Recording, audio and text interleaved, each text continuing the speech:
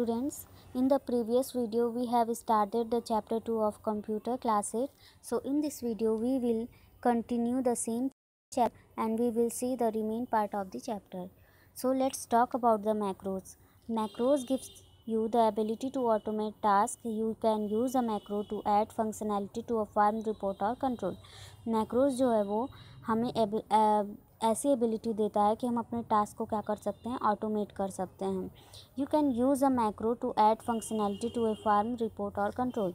आप मैक्रो को यूज़ करके अपने फॉर्म रिपोर्ट या फिर किसी भी तरह के कंट्रोल में फंक्शनैलिटी यानी कि उसमें और भी उसकी कार्य करने की जो क्षमता है उसको और बढ़ा सकते हैं.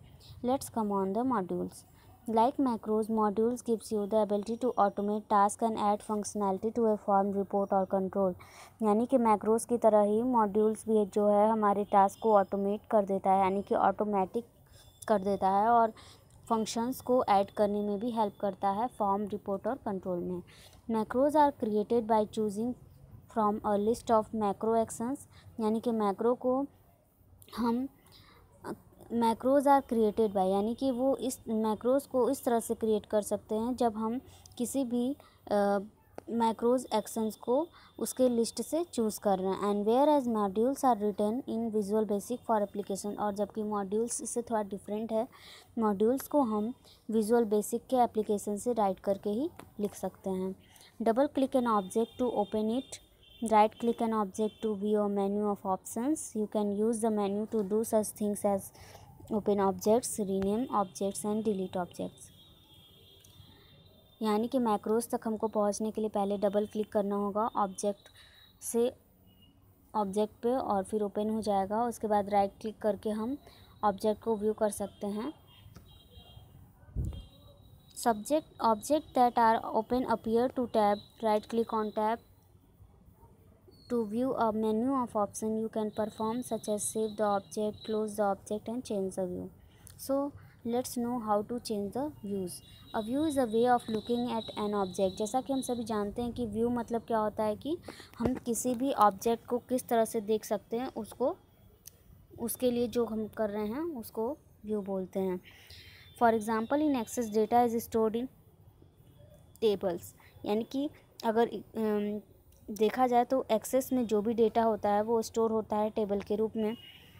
To possible ways to view a table are. यानी कि इसमें एक्सेस में दो तरह के पॉसिबल व्यूज़ हमको मिलते हैं. पहला है डेटा सीट व्यू एंड दूसरा है design view. You can see the data content in a table in a data seat view. यानी कि हम डेटा को टेबल में तभी देख सकते हैं जब वो डेटा सेट व्यू में होगा.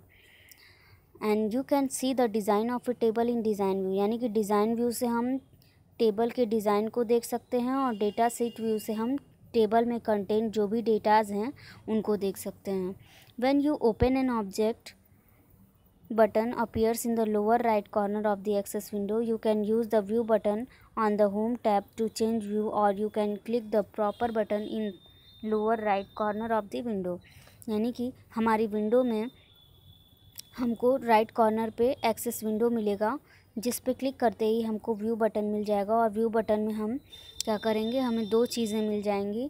पहला तो दो व्यू मिल जाएंगे. पहला है डेटा सेट व्यू और दूसरा है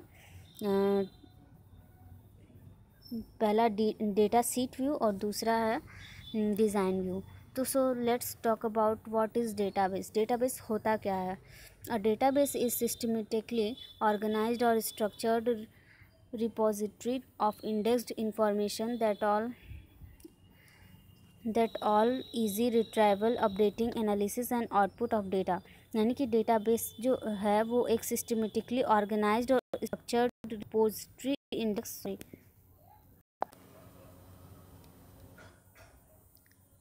डेटाबेस जो है हमारे डेटा को सिस्टमेटिकली ऑर्गेनाइज्ड करके रखता है. यानी सिस्टम के हिसाब से उसको एक सिस्टमेटिक तरीके से ऑर्गेनाइज्ड करके रखता है और साथ ही जो भी इंफॉर्मेशन है उसको एक स्ट्रक्चर्ड रिपोर्ट के रूप में यानी कि एक उसका एक स्ट्रक्चर हो उस रिपोर्ट के रूप में हमको शो कराता है, और ये हमें अलाउ करता है इजी रिट्राइवल। इट मीन्स कि हमको ईजिली इस पे हम एक्सेस कर सकते हैं, पहुंच सकते हैं, इसको अपडेट कर सकते हैं, इस एनालिसिस कर सकते हैं, और आउटपुट ऑफ डेटा, इसके आउटपुट को भी प्राप्त कर सकते हैं।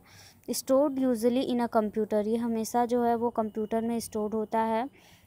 This data be in the form of graphics, reports, scripts, tables, text etc, यानी कि ये डेटा को हमेशा ग्राफिक्स के रूप में, रिपोर्ट के रूप में, स्क्रिप्ट के रूप में, टेबल के रूप में, टेक्स्ट के रूप में क्या करता है, हमको रिप्रेजेंट करता है, यानी कि इंफॉर्मेशन को हर एक काइंड के रूप में ही हमको रिप्रेजेंट करता है। Let's talk about the advantages of database.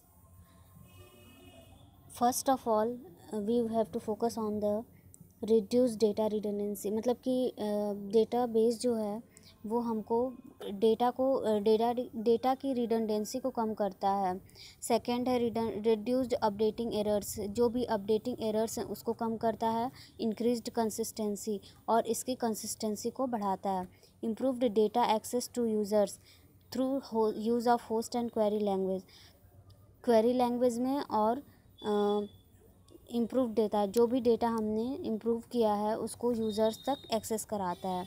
Improved data security की प्रॉब्लम हर जगह होती है, क्योंकि हम कहीं भी डेटा को सुरक्षित नहीं रख पाते हैं, तो इसकी डेटा सिक्योरिटी है जो है वो भी बेस्ट है। Reduce data entry, storage and retrieval cost, यानी कि जो भी कॉस्ट हमको बार बार देना पड़ते हैं डेटा एंट्री के समय, स्टोरेज के समय, या फिर डेटा एक्सेस के समय, वो हमारी कम करता है। तो in the next video we will talk about the RDBMS, relational database management system. Bye students.